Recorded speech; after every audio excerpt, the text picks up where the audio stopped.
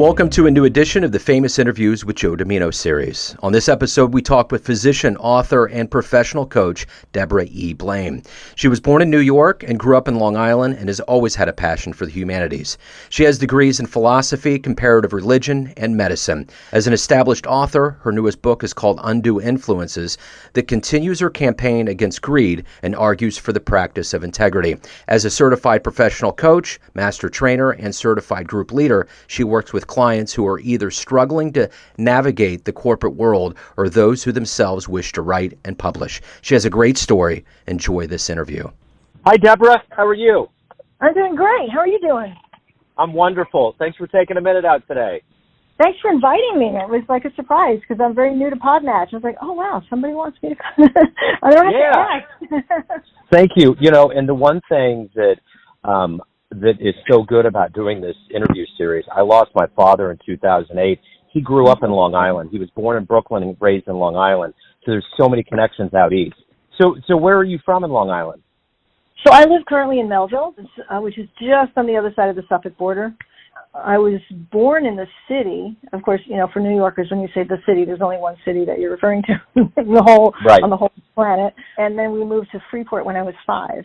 I graduated high school early because my father decided to move to San Antonio and open a muffler shop. Had he ever done anything with cars before? No, not at all. But that's what we did. And so I went to UT Austin, and then I started a doctoral program back east at Temple University in comparative religion. Kind of a long story how I ended up back in medicine, but I think all roads lead to the same place, and I think I'm kind of doing now what I was always interested in doing but didn't know how to get there at the time. Yeah. I think to find yourself and what you're really into probably takes time, doesn't it? Well, yeah, but it also takes courage. You know, I mean, you can know what you want, but feel like, you know, forces, especially family forces, are not supportive or actively unsupportive. And, you know, sometimes, I mean, I know that I caved to pressure several times, and that didn't really serve me, and I resented it, and I didn't want to do it, but I did, and, you know, and I was raising I raised my son as a single parent since he was 2, and life became about survival for the longest time. And now that he's grown, he's 30 years old, he's off my payroll, he's married, and now it's kind of like, well, what do I want to be when I grow up? Right. So now it's my turn. Speaking of growing up, what did you want to be when you were younger? So when I was younger, like, you know, I think like in high school, I really wanted to be a forest ranger because I just love being out in nature. I love animals. I just felt connected to the energy of the earth, and I was very active, and, you know, I'm a scuba diver. Well, I was a scuba diver. I went skydiving once. But, you know, I mean, I've been rock climbing and rappelling, and, you know, I wanted that connection with the earth. But I didn't do that because in my family, you're only allowed to do one of 3 things: a doctor, a lawyer, or an engineer. I went to college, UT Austin. I majored in what was called the Plan 2 Honors Humanities program, and I was, you come out with concentrations, like you take their Plan 2 curriculum and then you concentrate. And my concentration was in philosophy and also in Hebrew, which is another long story. But so I graduated from there, and I started a doctoral program in comparative religion at Temple University, which is why I said I was coming back east. And I had already been disowned once by my family at the age of 18, but now I was 20, and I went back there for intercession, and my father asked me, he said, what are you going to do with a doctorate in comparative religion? You're a failure, literally said that. And, you know, what did I send you to college for? Which, you know, I sort of prided myself on paying my own way from the time I was a sophomore. I mean, it was easy. UT Austin back in the day, it was $4 a credit, so I could do that. But I wasn't strong enough to stand up and say, no, I'm going to do me. And even though I was already so kind of buffered by what was going on, so I decided, okay, so I left, and I went back, and I said, okay, I'll go to medical school. It never occurred to me that I might not get into medical school, but I went to medical school, but I don't think I ever had that fire for it. Like, my son is a resident right now, and he loves what he's doing. I don't think I ever felt that way. I always felt like I wasn't, like, I hope I get through. I hope I don't flunk out. I hope I don't kill anybody. But I practiced for 33 years. So to my knowledge, I haven't killed anybody. So that's a good thing. Medicine has changed. So it used to be a lot easier to be happy in medicine. And now it's become such a profit-driven industry. It's a business. So you used to be able to go into medicine and say, okay, I really want to do this. I want to help people. I want to be the hero, which is kind of what, in a way you are. And I want to really do good for people and connect with people. And I know that along the way, I'll make a decent living and I'll be able to, put my kids through school and have a nice house and whatever. But now it's almost like the people who want to make a lot of money look at healthcare and say, oh, let's use healthcare as our vehicle to make that money. And we'll be doing something nice along the way, so it'll be cool. The whole priority is different. The whole focus is different. And, what happens to us when we, as physicians or anybody who's working in healthcare, we're just like the pawns in this machine. And the patients are the pawns as well. The patients are the customers by which these people are getting rich. And it so disgusted me that I started writing a book. That was my first book. I wrote it because I wanted, the general population to know what was happening. Why can't you spend more than 3 minutes with your doctor? Why is your doctor staring at this computer screen the whole time? Why is it that you can't get the medicine your doctor wanted you to get? Why is, and also just the challenges that we go through. I live on Long Island, which is, if Long Islanders are listening, please forgive, but it's a very entitled, privileged population, and they're very demanding. This is what I want. This is when I want it, and and why aren't you taking care of me before that cardiac patient? And we're supposed to always, the customer's always right in the business world. So in the healthcare world, the patient is always right, even if they're asking for something that's inappropriate. So I wrote this book, and I made it sort of like, writing a book is daunting. Like it's a project. It's like, oh my God, how am I going to write? I didn't think of it like that. I just started writing little scenarios, little patient scenarios. So in every patient scenario, of course, the names are changed, the details are changed, but every one of them is based on something that actually happened. And then I started to string them together.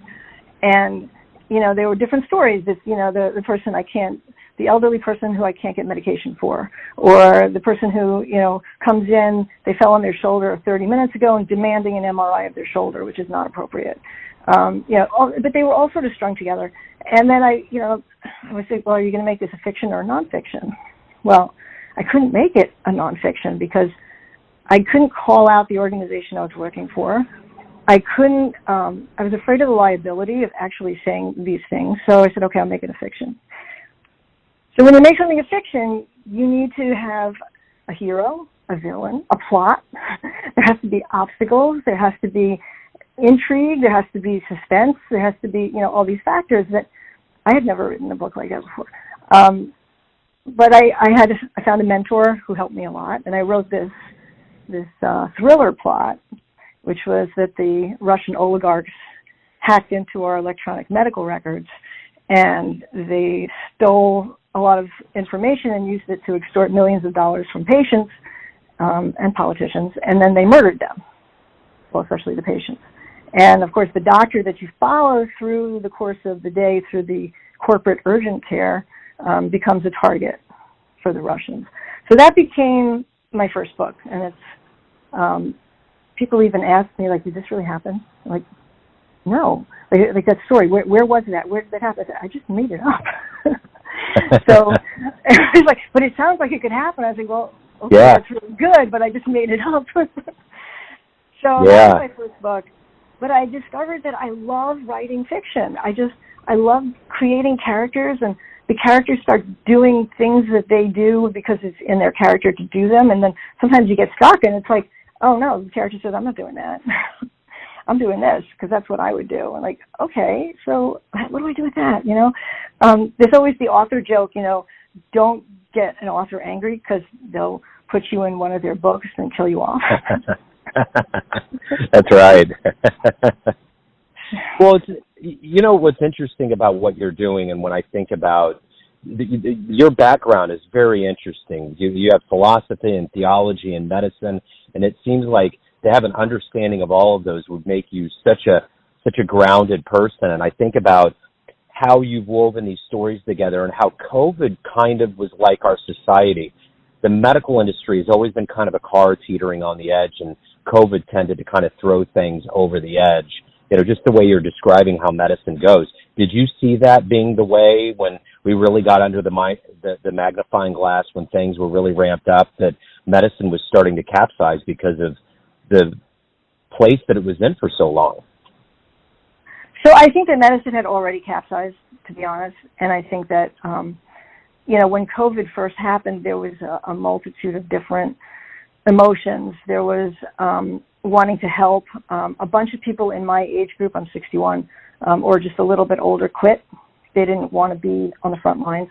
I actually went back to work. I had taken 11 months off. I was writing my second book at the time, which had nothing to do with medicine. And all I could think of was, what will my grandchildren say to me?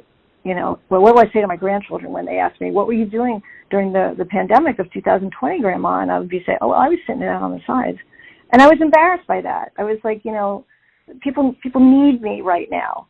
And so I went back. I'm still working part-time. I'm kind of over that whole guilt thing now. I'm ready to quit. But yeah. It's, at that time, it turned out to be, for what I was doing in urgent care, more of a just test and go kind of thing, but a lot of risk, and it's just, it's kind of gotten worse. People who are working in the hospitals, the horror stories that I heard, and and even so, back to the issues with the medical industry, I had colleagues who told me they were told they're not allowed to wear a mask in the beginning because you'll scare the patients. And then wow. Someone even had their mask ripped off their face by someone, like one of the, CEOs or something, and said, you're not allowed to wear that. And it's like, it was just, it really, it accelerated that denigration of the healthcare worker in favor of the business model and the people who wanted to make money. So yes, you're right. So I think it was already capsized, but it just started throwing extra water in the boat. There's so many people have left the healthcare field, nurses, doctors. So many levels of our, service-driven societies that have been so maxed out. And I don't think the people at the top have been cognizant. It's like business as usual, and mental health is so key to all of this. And I don't know that that's been woven in. And then we aren't even factoring in the kids, like their separation from the couple of years, them getting back in. I'm going to be 50 this year. And at our age, our collective age, we've lived most of our lives. We haven't seen a pandemic. These kids, this is a new narrative for their story, and they're trying to deal with it. So we haven't even factored in what that's going to do and the regression that goes into their development as well. Right. Well, I think that, what you're saying before about, I think one of the issues that we're seeing in terms of mental health, and I actually wrote a thing about this, is that the most debilitating disease, I think, is greed. It's the addiction to more. I need more, and the CEOs are contributing, and it's really, I think it's like an illness. Like, how much do you need? Yep. They just want more and more and more, and they're literally raping the population under them. And I'm not really sure they even understand why they need to have more. And this is, so my second book is about greed, and it's about the extremism that we've been experiencing in this country and the way it's fractured our communities, and how that's happened, and how we're being manipulated for someone else's agenda. We're following these party lines without thinking them through, and we're just playing into the hands of the two people who are basically playing chess with us, or two parties that are playing chess with us. And it's, I would just love to see us be able to stop and think about, why do we have the opinion we have, and where are we going with this, and why do we care, and do we really care? My whole reason for writing fiction is that, especially 4 years ago, there were too many platforms to jump on. Everything was a crisis. Everything was let's march for this, let's sign petitions for this, oh my God, it was exhausting. I don't know about you, but I was just exhausted by listening to the news. I would have to turn it off, every once in a while for a few days. Yeah. And so by writing fiction, I felt like I wasn't shoving anything in somebody's face. I was like trying to entertain them, and then they can think about this at their leisure or not think about it at all. They can just maybe enjoy the story. But hopefully people will think about these issues that I'm trying to bring up in a way that's not threatening. And I love writing the fiction, so that's it for me. I'm just finishing. Just yesterday, I sent my third manuscript off to my beta readers, and this one is a dystopian fiction, and basically the message is that humanity is going to go extinct unless we learn to be better humans, and so that's kind of what the book is, and how it's going to be called some variation of Pillars of Salt. But it's not, that's coming. I'm hoping to get it out by the end of August. It's funny you put that out now, because I keep thinking in this post-COVID period, there's so many ways that we have been irrevocably changed as human beings that it almost feels like sometimes it is a dystopian society. I mean, especially with, we're coming out of a pandemic, and then all of a sudden we have to start thinking about World War III and rationing and inflation, and all of these businesses said, well, we made it through COVID, but now they're gouging all of us. There's so many levels of this that is highly unfortunate. But I do want to say real quick before you went on, I found it interesting when you said that you wanted to be a forest ranger. I always remember that stand-up bit that Dennis Miller did, and he was like, where do you go to get away from it all when you're a forest ranger? And I always remember that line. That's funny. It's such a great line. Yeah. But yeah, you go to the city. So you go to the city and see a show. That's right. You go into the urban circus for sure. You just kind of flip the tables. But so I'm curious. I've always been curious about this. I grew up in a little town called Liberty, Missouri. It's outside of Kansas City, and it's rather affluent. It's like you explain Long Island is. There's a lot of entitlement, money, and things that go into it. And I always find it because I came from the other side. I always grew up with no money. So whenever I would see these kids that would be highly motivated, and they would be like, my parents are just all over me, and if I don't do this, it's going to be a problem. So I find it interesting with you. You're so highly driven, so well decorated in education. Did you? You don't have to answer this if you don't want to, but did you kind of bury the hatchet with your family now that your son's grown, and you kind of, wisdom tends to kind of wash all that away? Well, I would love to, but my family is all gone. So my brother died 22 years ago, and my parents died 25 and 13 years ago. So okay. I think that the hardest thing about grieving is when you have regrets. There's just things that I wish we could have settled. My mother did apologize to me, basically from her deathbed. She just said, "I'm sorry," and I said, "What for?" And she said, "For everything." It was, and that was. It helped. But I didn't come from money. I came from the illusion of money. My parents never wanted anyone, including us, to know that they really didn't have that much. They lived above their means, and maybe that's one of the reasons they pushed me the way they did. But yeah, when I was growing up, I didn't have support from them, not only financially, but not even emotionally. And I was, like I said, single parent from my son's age of 2. So it was tough. It was, I think about them a lot more now than I used to. And, I don't know, I talk to them. My brother, I miss so much, I don't know if that answers your question. Yeah, if they were totally alive does. today, yeah, I would like to think that we would be able to, sort of, I think that, when each of them went, my father, I was called at work and said, if you want to see your father alive, you better get home. And I got home and I was able to spend a little time with him, and he died like an hour later. He waited for me. I know he did. Yeah. Well, that's good. Well, no, I appreciate you being candid about that. I know my dad being a New Yorker and growing up, the way he did, he would always be like, you got to go to college. He don't be like, he was a car salesman. He was like, I just want you to be better educated. And I think that's what successive generations always want for their kids, something better than what they went through. And, and I guess that leads into my next question to you is, with that in mind, who's been a hero for you? People who followed their own heart. I so wish that Michael Crichton was still alive and that he would, grant me, a relative no-name, an interview with him, because he got a medical degree from Harvard, and he never practiced medicine. He went off and he wrote and made films and, made statements through his fiction about, like, warnings about what could happen to society and be careful. And I would love to be able to talk to him, because he did his own thing.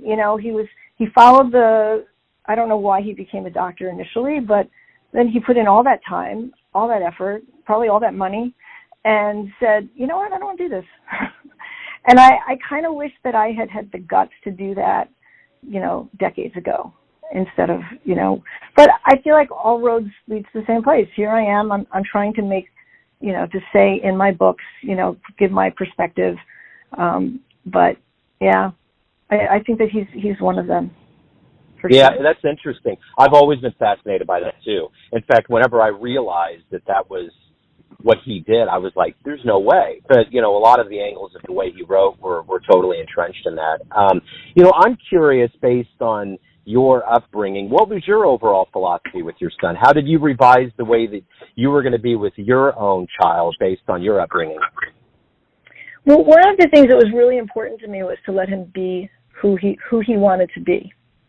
Because I was always told what I was going to think, what I was going to feel, what I was going to want, and what I was going to do. And if I didn't follow all that, I wasn't part of the family.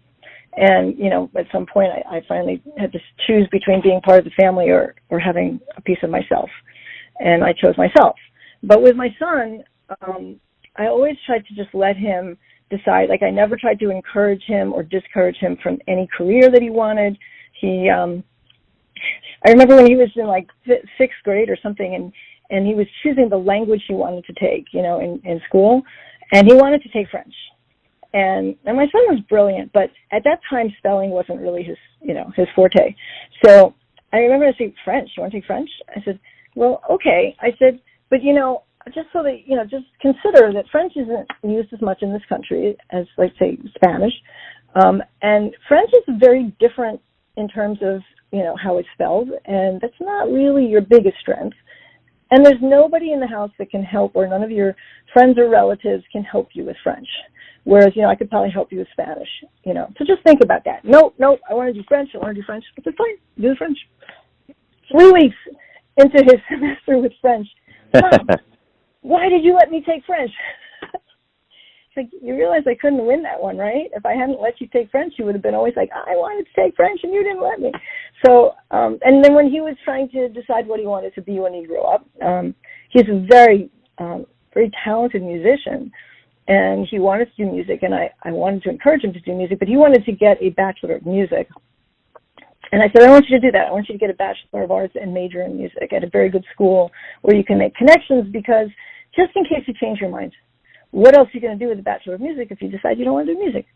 And, and then he told me he wants to be a music professor at a university.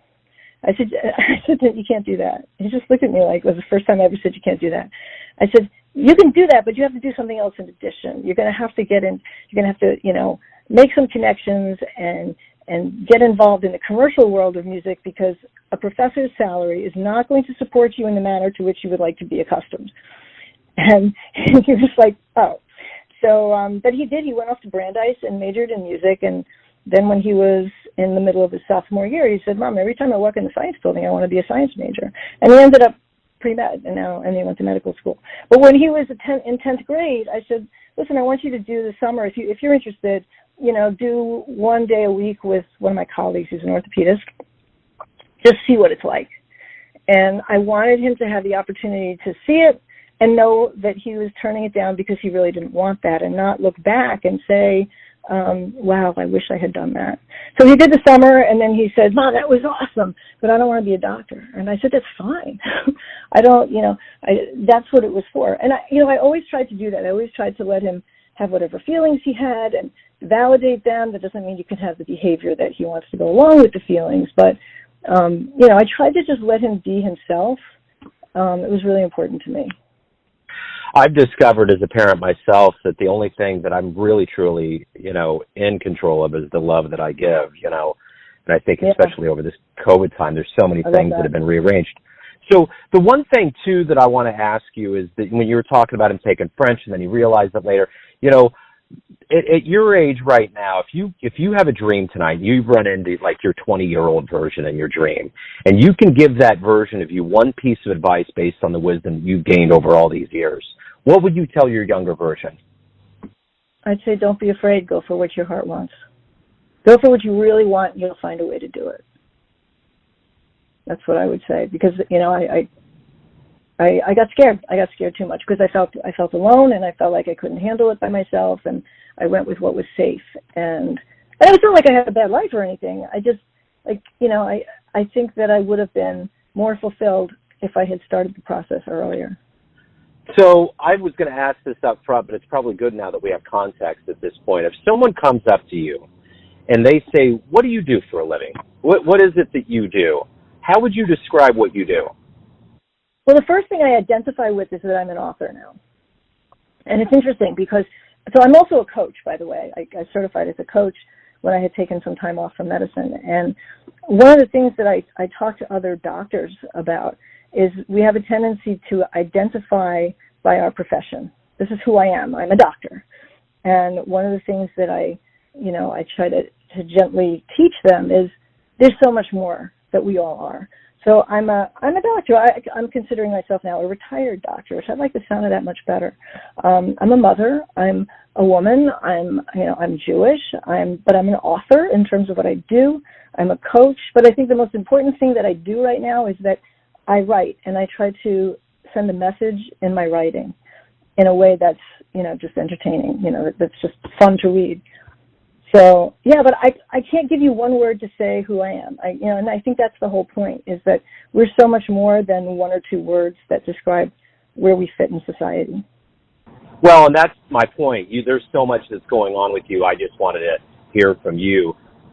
You did mention Michael Crichton, who's not around anymore, but I'm curious, anybody that's alive on this planet right now, if you could get transported there and you could meet and talk to him for a little bit, who that's alive right now would you love to meet and or talk to? Whoever would be the executive producer to create to move my books into movies. I can't, anybody who's alive right now, I don't know. I think I pretty much, of the people that are alive, I think I've at least reached out to. I'd love to talk to Bill Clinton and say, like, why did you let them take your personal life and throw it up in your face? I think what he did was, it was disgusting, but it wasn't my business. I shouldn't have known about it. It didn't matter. I thought he was a great president, but who needed that stuff about, his indiscretion? I think most of the people did. No, go ahead. No, I was going to say, it's so interesting you say that. That was one of the reasons why I came up with this question. I was thinking myself, and, I would love, of all people, to meet him, and I would just love to be in that aura. I saw him speak one time. I think it was back in '06. He spoke at the Truman Library here in Independence, which is a suburb of Kansas City. And when he came through that door, there's a magic, there's an aura that's around him that's like not of this planet. Like, not that what typical people can see. So I think he would be a fascinating person, and just the stories and his delivery and who he is. So anyway, I concur. I think Bill would be wonderful. Cool. For sure. So let's say, and you may have kind of already answered this, but let's say we catch up 10 years from now. And I ask you first and foremost, Debra, what's going on? What are you happy that to see that's happened in your life? I think it might have to do with an executive producer, but I'm just going to let you answer it.